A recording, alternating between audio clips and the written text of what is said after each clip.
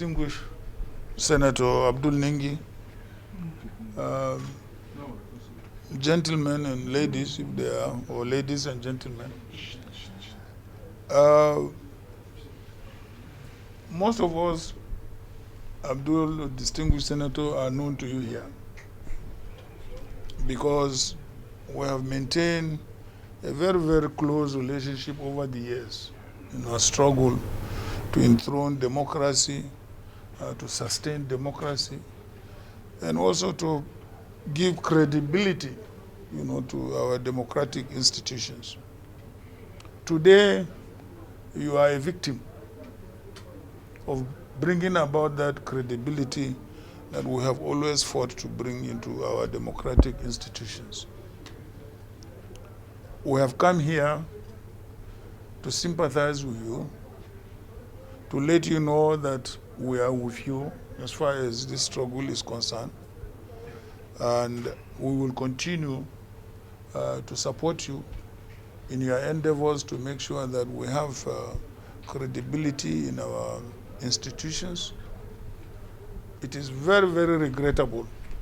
You meant well for this country, you meant well for the National Assembly, but because the institution is being led by people who do not value credibility, who do not value transparency and honesty, today you are a victim. Let me tell you, you will not continue to be a victim because God will definitely give you or triumph you into your struggles. We all have been victims of one form, of struggle or the other. Therefore, we are here to show you our solidarity, to support you in whatever form that you decide to take, to restore your dignity, to restore your integrity, and not only that, but to restore the integrity of the National Assembly itself. So we want to assure you that you have us, whether you see us or you don't see us, we want to assure you that we are your soldiers. Because what you are fighting for and what you try to fight is also what we believe in. We believe in sincerely and strongly that our democratic institutions must have credibility. And how do they have credibility? We must fight corruption.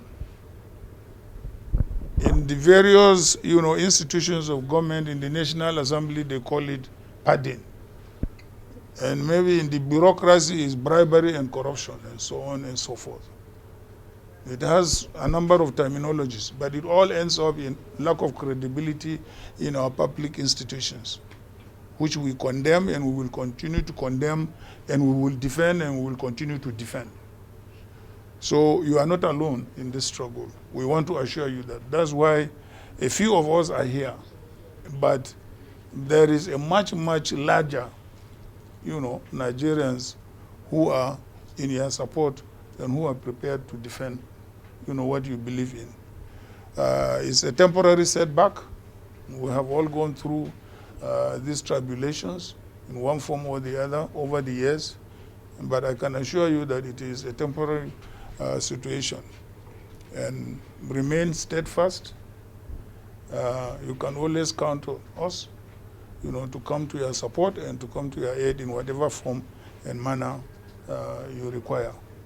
Once again, thank you very much. I know we have, just come in a few hours into your arrival. We would have allowed you to settle down with your family first before coming. But then we were quite eager and anxious, to sympathize with you because we have been out of the country, many of us, and because of that, we were not able to be with you at the very initial stages of this experience, very horrible experience. So I thank you very much indeed, in spite of your, arrival this morning or this afternoon, you are able to find time to accommodate us in your schedule. Thank you. Thank you very much indeed. God bless you. Thank you. I think the people's president deserves an